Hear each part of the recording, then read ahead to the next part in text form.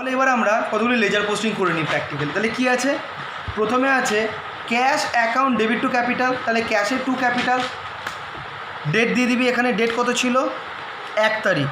তাহলে 1 তারিখে two capital বলে 6000 টাকা। আর ক্যাপিটাল অ্যাকাউন্টে 1 তারিখ এখানেও দিয়ে দিবি 2000, উপরে লিখে দিবি 2017 বা যে ইয়ারটা, তারপর মার্চটা দিয়ে তারপর 1 তারিখ। আর এখানেও প্রথমে 17 মার্চ তারপর 1 তারিখ। এখানে কি আসবে, বাই ক্যাশ বলে 6000 টাকা আসবে। ঠিক আছে, তারপর এটা হয়ে গেল। নেক্সট কী আছে, machinery account debit to cash. এই দেখ, তাহলে machinery account debit to cash. তাহলে মেশিনারি অ্যাকাউন্টে টু ক্যাশ বলে ঢুকবে, আর ক্যাশ অ্যাকাউন্টে বাই মেশিনারি বলে ঢুকবে। এটা কত তারিখ, 3 তারিখ। ওপরে ইয়ার আর মান্থটা দিয়ে দিবি। তাহলে এখানে আসবে বাই মেশিনারি অ্যাকাউন্ট কত টাকা, 2500। ঠিক আছে, বুঝতে পারলি। আর মেশিনারি অ্যাকাউন্টে কী লিখব, টু ক্যাশ বলে। তাহলে 2000 মার্চ 3 তারিখে টু ক্যাশ বলে 2500। বুঝতে পেরেছিস কীরকমভাবে হচ্ছে, বুঝতে পেরেছিস তো? ঠিক একইভাবে আবার আমরা কিসের করব, purchase account debit to cash. তাহলে purchase account debit to cash, তাহলে এইখানে কত তারিখ, 6। তাহলে এখানে কি আসবে, to cash purchase account debit, purchase account debit to cash. তাহলে এখানে অ্যামাউন্ট কত আছে, 1000। ঠিক আছে, আর এখানে কি আসবে, by purchase 6। Very good Riju, ও সরি, বাই পারচেজ। তা কী লিখে দিচ্ছিলাম, ক্যাশ অ্যাকাউন্টে ক্যাশ লিখে দিচ্ছিলাম ভুল করে। কত আসবে, 1000। বুঝতে পেরেছিস, এইভাবে লেজার পোস্টিং হয়। কোনো রকম অসুবিধা আছে, অসুবিধা নেই তো? তাহলে তোর বাদবাকিটা কী করবি, তোরা করে রাখবি, লেজার পোস্টিং করে রাখবি। ঠিক আছে, এবার আরেকটা জিনিস তোদের শিখিয়ে দিই। এইবার ধর এই কোনো একটা অ্যাকাউন্ট, এটা লেজার অ্যাকাউন্ট, ঠিক আছে, ডেবিট ক্রেডিট আমি টি ফর্মে করলাম। এইবার আমাকে তো এটা আলটিমেটলি ক্লোজ করতে হবে বছরের শেষে।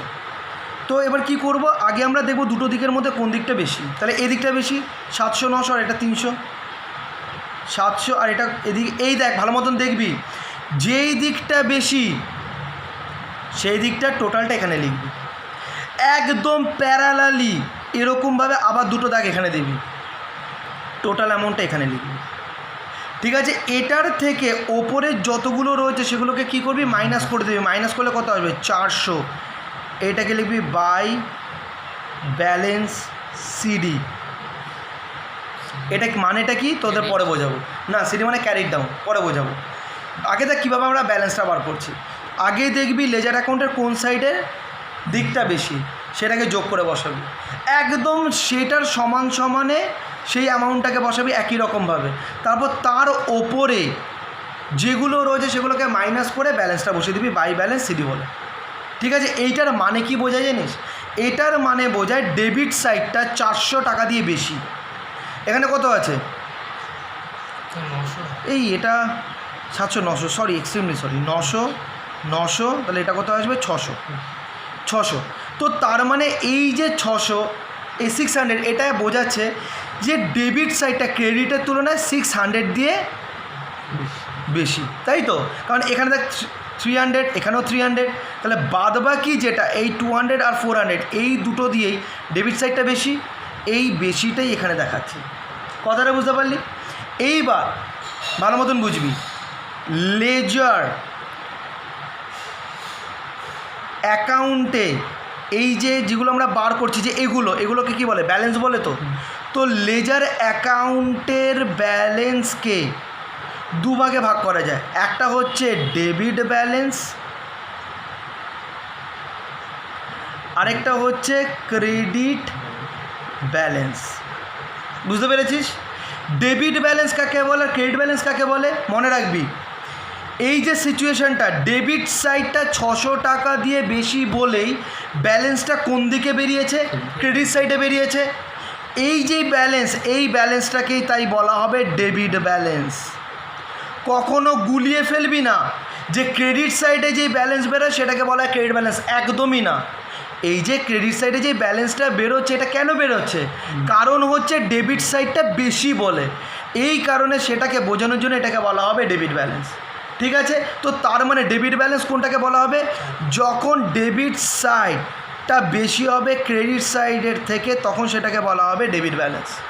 আর ক্রেডিট ব্যালেন্স কখন, ধর এটা ক্রেডিট ব্যালেন্সের যদি আমি একটা এক্সাম্পল দিই, ধর এখানে 300, এখানে 200, এখানে 100, তাহলে এখানে আসছে 500, এখানে আসছে 500, আর এখানে আসছে 400, এটাকে লিখবো টু ব্যালেন্স, কারণ আমরা জানি ডেবিট মানি টু আর ক্রেডিট মানি বাই। ঠিক আছে, তাহলে টু ব্যালেন্স সিডি বলে লিখলাম। তাহলে এই যে ব্যালেন্সটা এলো ডেবিট সাইডে কিসের জন্য, ক্রেডিট সাইডটা বেশি হওয়ার জন্য। তাই যখন কোনো ব্যালেন্স বেরোবে ডেবিট সাইডে due to excess in credit side, তখন সেই ধরনের ব্যালেন্সগুলোকে বলা হবে ক্রেডিট ব্যালেন্স। তার মানে যখন credit side is greater than of debit side, তখন যে ব্যালেন্সটা বেরোবে তখনই সেটাকে বলা হবে ক্রেডিট ব্যালেন্স, ক্রেডিট ব্যালেন্স। যখন ক্রেডিট সাইড বেশি ডেবিট থেকে ব্যালেন্স বেরোলো তখন ক্রেডিট ব্যালেন্স, আর যখন নাকি ডেবিট সাইড বেশি ক্রেডিট সাইডে ব্যালেন্স বেরোলো তখন সেটাকে বলা হবে ডেবিট ব্যালেন্স। কোনো রকম অসুবিধা আছে তো তোরা কী করবি, এই যে লেজার্সগুলো আছে সেই লেজার্সগুলোকে কমপ্লিট করবি, কমপ্লিট করার পর ব্যালেন্সগুলোকে বার করবি, এদিকে হলে টু ব্যালেন্স বি সিডি আর এদিকে হলে বাই ব্যালেন্স সিডি, আর ব্র্যাকেটের নিচে লিখে রাখবি কোনটা ডেবিট ব্যালেন্স কোনটা ক্রেডিট ব্যালেন্স। বুঝতে পেরেছিস, তাহলে পরের দিন ট্রায়াল ব্যালেন্স শেষ করে দিতে পারবো আমরা। বুঝতে পারলি কোনো রকম অসুবিধা আছে, এটাকে পুরো করে রাখবি।